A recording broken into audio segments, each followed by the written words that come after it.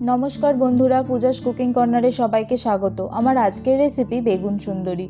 शीतकाले बेगुनेर नाना रकम आइटेमই भीषण पछंदेर, तार मध्य खूब साधारण कयेकटा उपकरण दिए तैरी এই बेगुन सुंदरी। तो चलुन আর देरी ना करे देखे नेওয়া যাক आजकेर रेसिपि बेगुन सुंदरी। प्रथमे একটা বেগুনকে 4 ফালা করে কেটে নিয়েছি আর একটা বেগুনের হাফ নিয়ে 2 ফালা কেটে নিয়েছি। দিয়ে এরপর ভালোভাবে ধুয়ে এর মধ্যে নুন হলুদ ভালো করে মাখিয়ে নিয়ে 10 থেকে 15 মিনিটের মতো রেখে দেব।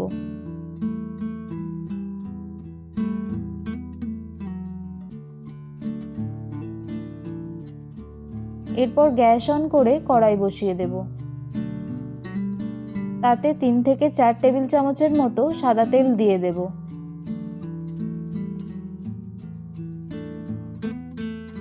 তেলটা গরম হয়ে গেলে এক এক করে বেগুনগুলো দিয়ে দেব ভাজার জন্য।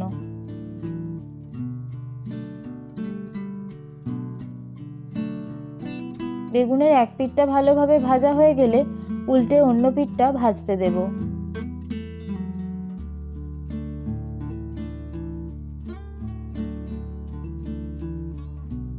এইভাবে দু পিঠই ভালোভাবে গোল্ডেন ব্রাউন করে ভাজা হয়ে গেলে আমি একটা একটা করে তুলে নেব।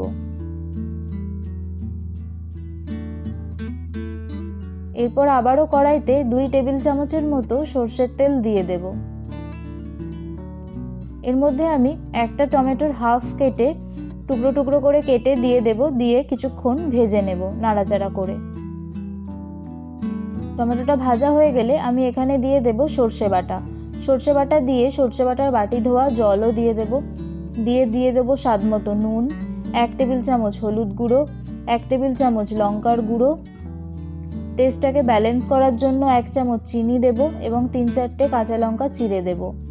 দিয়ে এই ঝোলটা ভালোভাবে নাড়াচাড়া করে মিশিয়ে নেব।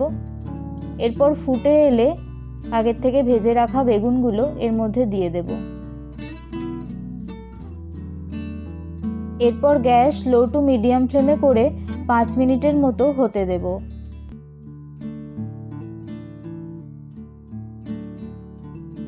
5 মিনিট পরে দেখব যে গ্রেভিটা একদম শুকিয়ে গিয়ে পুরো বেগুনের গা মাখা হয়ে গেছে।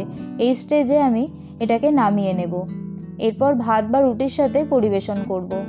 অসংখ্য ধন্যবাদ ভিডিওটি দেখার জন্য। এরকম আরও ভালো ভালো নিত্য নতুন রেসিপির আপডেট পেতে আমার ভিডিওটি লাইক করে চ্যানেলটি সাবস্ক্রাইব করে রাখুন। ধন্যবাদ, ভালো থাকবেন, সুস্থ থাকবেন।